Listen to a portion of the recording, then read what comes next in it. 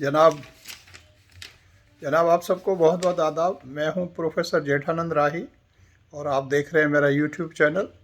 अगर आपने मेरे चैनल को सब्सक्राइब नहीं किया है तो ज़रूर सब्सक्राइब कीजिएगा। Thank you. आज मैं आपको कोई नसीहत वगैरह कोई करने का मूड नहीं है। आपको कुछ चीज़ जो है डिफरेंट सुनाता हूं, और डिफरेंट चीज़ वो ये है कि मेरी पसंद की जो है वो शायरी मैं आपको सुनाना चाहता हूं आज। तो उम्मीद है आपको पसंद आएगी। ज़रा गौर से सुनिएगा क्योंकि बात जो है वो गौर करने वाली है। जो हम पे गुजरे थे रंज सारे, जो हम पे गुजरे थे रंज सारे, जो खुद पे गुजरे तो लोग समझे। मतलब जो हम पे गुजरे थे रंज सारे, वो जो खुद पे गुजरे तो लोग समझे। जब अपनी अपनी मोहब्बतों के अजाब झेले तो लोग समझे। तो टॉपिक इसका मैं सजेस्ट करूंगा, तो लोग समझे। दोबारा सुनिएगा। जो हम पे गुजरे थे रंज सारे, जो खुद पे गुजरे तो लोग समझे। जब अपनी अपनी मोहब्बतों के अजाब झेले तो लोग समझे। अब इसको फिर मैं डिफाइन थोड़ा अपनी मर्जी से जो है वो बाद में करूँगा। अभी मैं मजाक किरकिरा नहीं करना चाहता। वो जिन दरख्तों की छाँव में से, वो जिन दरख्तों की छाँव में से मुसाफिरों को उठा दिया था। अब इसकी मीनिंग जो है डबल मीनिंग कहते हैं ना, कि शायर कह कुछ और रहा है लेकिन मीनिंग उसकी बड़ी डेप्थ में है, और कहते हैं बहुत ही गहरी मीनिंग है। वो ही है कि कहता कुछ और है और मतलब कुछ और होता है। तो ज़रा गौर कीजिएगा। वो जिन दरख्तों की छाँव में से मुसाफिरों को उठा दिया था, उन्हीं दरख्तों पे अगले मौसम जो फल न उतरे तो लोग समझे। दोबारा गौर कीजिएगा। वो जिन दरख्तों की छाँव में से मुसाफिरों को उठा दिया था, वो जिन दरख्तों की छाँव में से मुसाफिरों को उठा दिया था, उन्हीं दरख्तों पे अगले मौसम जो फल न उतरे तो लोग समझे। अब ये जो है बहुत ही ज़्यादा बड़ा ही हाइपर सेंसिटिव मैं कहूँगा, और बहुत ही मैंने तो जब पहली बार ये सुना और शायर सुना रहे थे अहमद सलमान साहब, तो मेरी तो आंखों में तकरीबन जो है वो आप समझें कि I was having tears in my eyes. और अभी भी मैं जब सुनता हूँ या पढ़ता हूँ या देखता हूँ, अब इसके पीछे बहुत बड़ी गहराई है। बाद में मैं डिस्कस करता हूँ, पहले आप ज़रा सुन लीजिएगा गौर से। उस एक कच्ची सी उम्र वाली, उस एक कच्ची सी उम्र वाली के फ़लसफ़े को कोई न समझा। दोबारा सुनिएगा। उस एक कच्ची सी उम्र वाली के फ़लसफ़े को कोई न समझा, जो उसके कमरे से लाश निकली, जो उसके कमरे से लाश निकली, खतूत निकले तो लोग समझे। Oh my God. दोबारा सुनिएगा। उस एक कच्ची सी उम्र वाली के फ़लसफ़े को कोई न समझा, जो उसके कमरे से लाश निकली, खतूत निकले तो लोग समझे।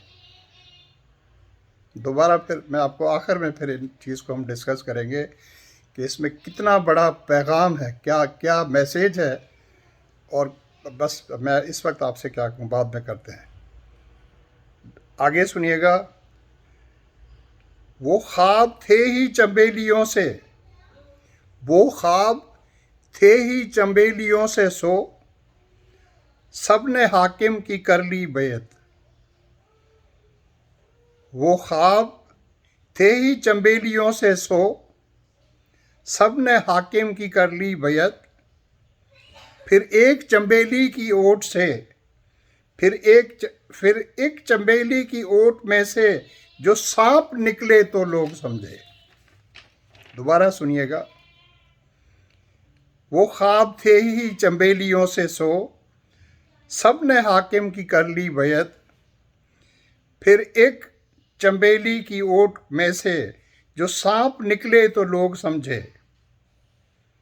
अब ये भी बड़ी मीनिंगफुल बात है, मतलब कह कुछ और रहा है शायर, और मीनिंग बहुत बड़ी गहरी और बड़ी डेप्थ में मीनिंग है। और आखिरी तो इंतहा है मेरे हिसाब से। एक तो वो जिसमें वो जिक्र था एक कच्ची सी उम्र वाली, और फिर ये आखिरी ज़रा सुनिएगा कि क्या क्या बात, शायर कितनी बड़ी बात कह रहा है। वो गांव का एक ज़ईफ़ दहका सड़क के बनने के क्यों खिलाफ था। क्वेश्चन है। वो गांव का एक ज़ईफ़ दहका सड़क के बनने के क्यों खिलाफ था। लोग नहीं समझेंगे। उन्होंने कहा भी सड़क बन रही है तो ये बुढ़ा जी बाबा जी जो है, दहकान मतलब किसान को कहते हैं कि ये क्यों सड़क की मुखालफत क्यों कर रहा है। अक्सर तो सड़क बनने की मुखालफत हम कहते हैं भाई जो बड़े लैंडलॉर्ड्स हैं, वडेरे हैं, वो करते हैं ताकि वो चाहते हैं कि गांव में तालीम आए नहीं। लेकिन ये बाबा जी क्यों मुखालफत कर रहे हैं, ये तो इतना गरीब आदमी है, इसे तो खुश होना चाहिए। तो दोबारा सुनिए। वो गांव का एक ज़ईफ़ दहका सड़क के बनने के क्यों खिलाफ था, जब उनके बच्चे जो शहर जाकर कभी ना लौटे तो लोग समझे। वाह वाह। वो गांव का एक ज़ईफ़ दहका सड़क के बनने के क्यों खिलाफ था, जब उनके बच्चे, मतलब उनके बच्चे माना दूसरों के बच्चे, जब उनके बच्चे जो शहर जाकर कभी ना लौटे तो लोग समझे। वो जिन दरख्तों की छाँव में से मुसाफिरों को उठा दिया था, उन्हीं दरख्तों पे अगले मौसम जो फल न उतरे तो लोग समझे। जो हम पे गुज़रे थे रंज सारे, जो खुद पे गुज़रे तो लोग समझे। जब अपनी अपनी मोहब्बतों के अज़ाब झेले तो लोग समझे। ये हैं जनाब अहमद सलमान साहब। अहमद सलमान साहब की शायरी आप सुने, उन्हें गूगल करें, यूट्यूब पे आप उनको सर्च करें, आप सुनेंगे। अब डेफिनेटली अब वो सुनेंगे से मुराद है वही लोग जिनको ये शायरी जो है, या लिटरेचर का या उर्दू अदब का या किसी भी लिटरेचर से जिनको चस्का लगा हुआ है, या जैसे आप कहेंगे those who have been स्ट्रंग by the love of poetry and literature. अब लिटरेचर जो है या पोइट्री की कोई ज़बान नहीं होती। अब तो अक्सर लोग कहते हैं कि जनाब मौसीकी कोई ज़बान नहीं होती, तो वो तो आपको पता ही है। अब यहाँ पर हम बैठे हैं तो आपको पता है वैसे भी स्पेनिश जो म्यूज़िक है, या स्पेनिश जो मतलब सॉन्ग्स कह लें, अब जो भी आप कहेंगे पता नहीं क्या है। तो यहाँ पर तो आपको पता है मैक्सिको का बहुत ज़्यादा असर है, कनाडा पे, ये सब नॉर्थ अमेरिका में है। यूएसए में जाएं तो भी ज़्यादा है, सिंगर्स भी हैं, सब है। तो उनका म्यूज़िक तो बंदा सुने तो समझ ही नहीं आती, पागल हो जाता है वो आदमी, कोई नाच रहा है, कोई क्या कर रहा है। अब ज़बान तो आपको समझ ही नहीं आ रही अब स्पेनिश में वो क्या गा रहे हैं, क्या कर रहे हैं। तो इसी तरीके से वो कहते हैं कि मौसीकी की कोई ज़बान नहीं होती। तो शायरी जो है उसका भी एक यूनिवर्सल जो है वो मैसेज होता है। तो दोबारा अब मैं अगर आप इजाज़त दें तो मैं थोड़ा अपना इस पर जो भी, जैसे हिंदी में कहते हैं टिप्पणी कर दूं, या उर्दू में कहेंगे थोड़ा बहुत अपनी तरफ से मैं कह दूं। तो आप समझते तो आप सब हैं, चले, लेकिन मैं अपने तौर पर जो है, जो बच्चे छोटे हैं या जिनको, तो वो कह रहे हैं कि जो हम पे गुज़रे थे रंज सारे, जो खुद पे गुज़रे तो लोग समझे। मकसद ये है कि अब ये तो बड़ी सिंपल सी बात है कि भाई हमारे पे जो तकलीफ़ें देखी थी या हमने जो दुख देखे थे, तो लोगों को अक्सर जब कोई आदमी बताता है या वेंटिलेशन के लिए दोस्तों को, रिश्तेदारों, तो वो कहते हैं अच्छा अच्छा यार कोई बात नहीं, घबराओ नहीं, ठीक हो जाए यार, ऐसे होता है ये वो। लेकिन जब उन पे खुद गुजरती है तो फिर उनको बात समझती है कि भाई ऐसे नहीं है कि ठीक हो जाएगा, ऐसे ही था, चलो ठीक, ऐसे नहीं है। तो कहते हैं जब अपनी अपनी मोहब्बतों के अजाब झेले तो लोग समझे। कभी कभी मोहब्बतों के भी अजाब होते हैं ना। अब मोहब्बतों में, अब ये मोहब्बतों को आप किसी भी तरफ ले जाए, कभी कभी अपनों की मोहब्बतें, कभी कभी नकली मोहब्बतें, कभी कभी झूठी मोहब्बतें, कभी कभी वो मोहब्बतें जो बिज़नेस टाइप हो गई हैं। अभी आजकल की मोहब्बतें तो आपको पता है, कभी कभी तो मुझे ऐसे फील होता है जैसे कोई कोई बिज़नेस डील हो रही है। पहले देखते हैं, फिर नापते हैं, फिर तोलते हैं कि मोहब्बत की जाए या ना की जाए। अब मोहब्बत हो गई या कोई बिजनेस डील हो गई, जैसे एलन मस्क आजकल जो है वो ट्विटर लेने की कोशिश कर रहा है, तो माय गॉड। बहरहाल अब दूसरे में है, वो कह रहे हैं कि वो जिन दरख्तों की छाँव में से मुसाफिरों को उठा दिया था। अब इसमें जो है ना, आप देखें कितनी बड़ी मीनिंग है। तो आपको पता है कुछ लोग ऐसे होते हैं कि बस ऐसे मैं आपको एक क्रूड एग्जांपल दे देता हूँ। किसी के आम के दरख्त हैं मिसाल के तौर पर, या कोई फलदार दरख्त है, वो कोई मुसाफिर जा रहा है या मज़दूर है कोई काम कर रहा है, या अगर उस खेत में से गुज़र रहा है, अब वो गर्मी के मारे आजकल जितना टेम्परेचर है पंजाब में या अपने सिंध में, तो बेचारा बैठ गया और आम के दरख्त के नीचे वो बैठ गया। घना दरख्त है बहुत ज़्यादा, उसके नीचे बैठ गया, खुशबू आ रही है, उसमें कैरियाँ भी लगी हुई हैं ये वो, तो वो बैठ गया। तो अब रोटी उसने निकाली और बेचारा खा रहा है, चटनी से है जो भी उसकी बेगम ने उसे दी है। तो दूर से नज़र पड़ गई वहाँ के मुंशी की या मैनेजर की या जो भी कमदार साहब है उनकी, तो उन्होंने देखा कि नहीं ये बंदा वहाँ पर बैठा हुआ है साला, तो ये ज़रूर जो है हमारी जो है जो कच्चे आम है वो चोरी करेगा या किसी और नीयत से बैठा कोई फनकारी दिखाएगा।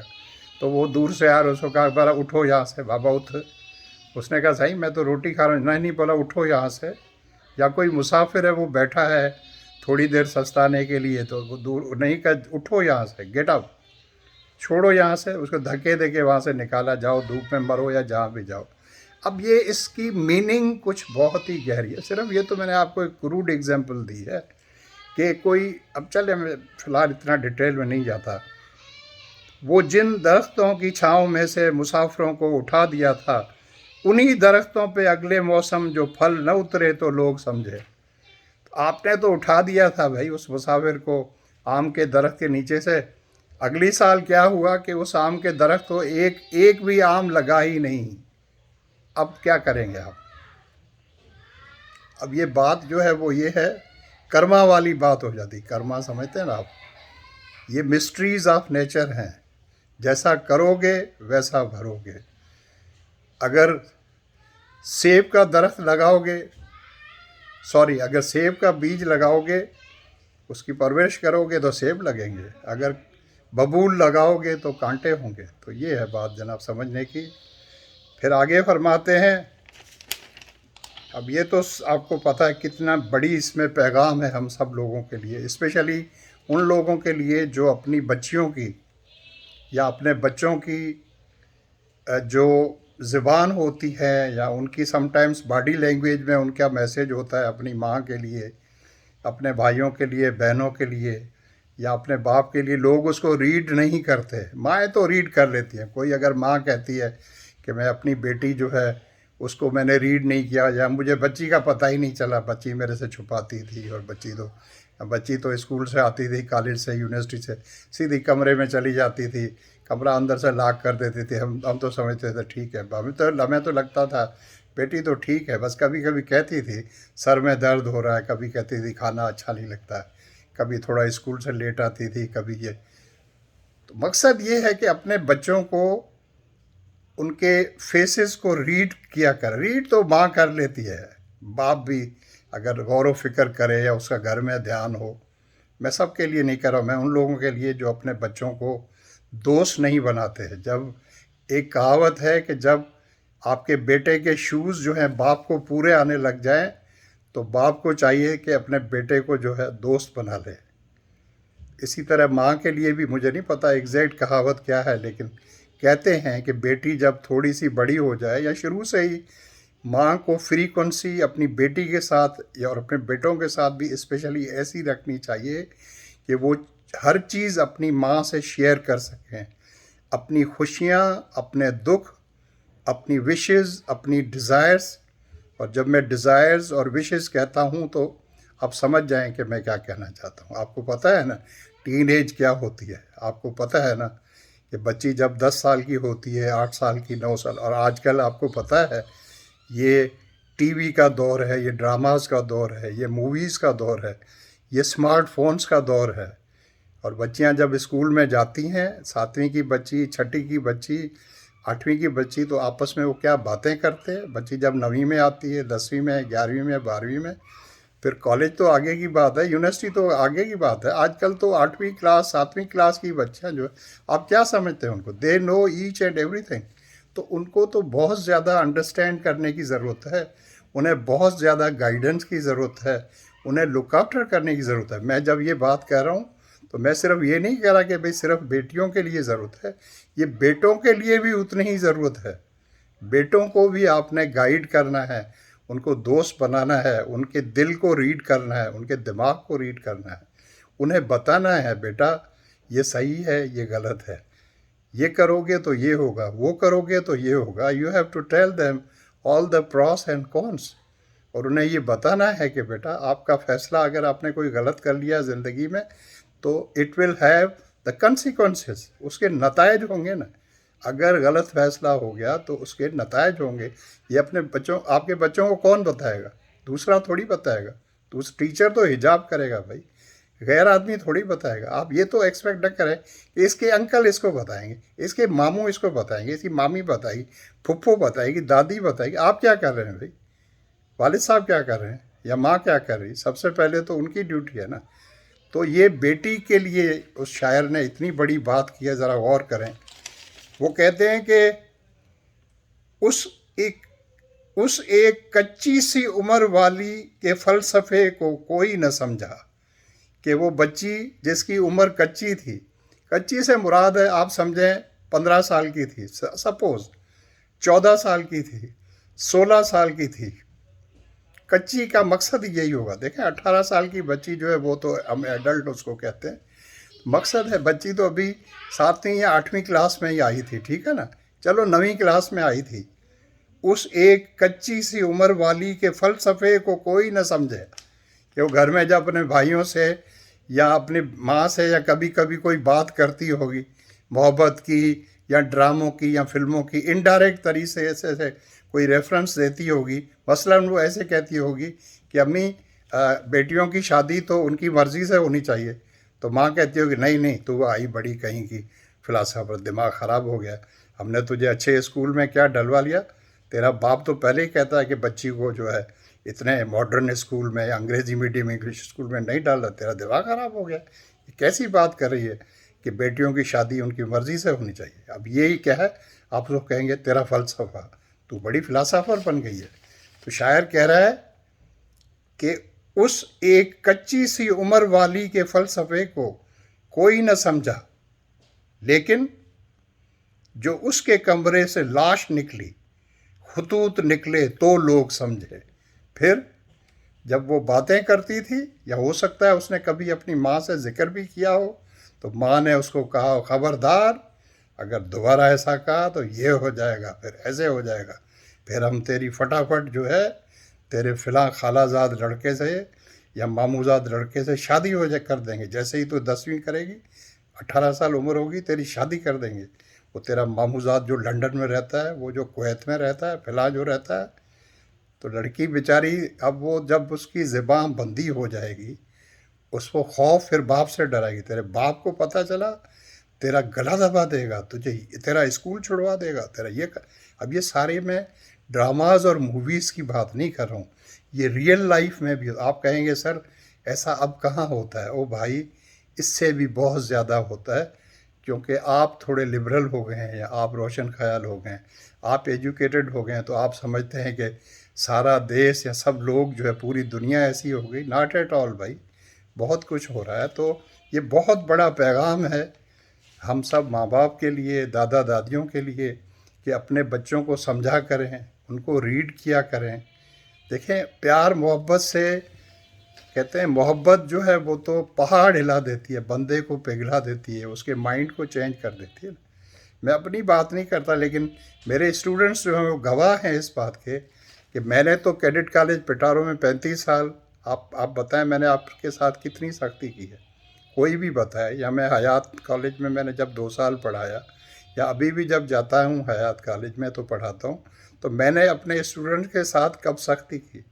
मैंने तो, मैं आपको चले पर्सनल बात बता देता हूँ, मैंने अपने पूरे घर में, पूरी ज़िंदगी में, अपनी बेगम, अपने बच्चों के साथ, चारों बच्चों के साथ, अपने ग्रैंड सन्स, ग्रैंड डॉटर्स के साथ, मुझे तो गुस्सा करना या सख्ती करने का पता ही नहीं होता है कि ये होती क्या है।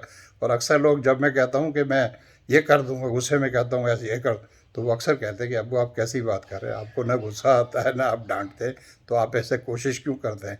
ये तो बड़ी आपकी जो अदाकारी है, ये तो बड़ी जो है नाकाम अदाकारी है, और ये तो बड़ी पुअर अदाकारी है।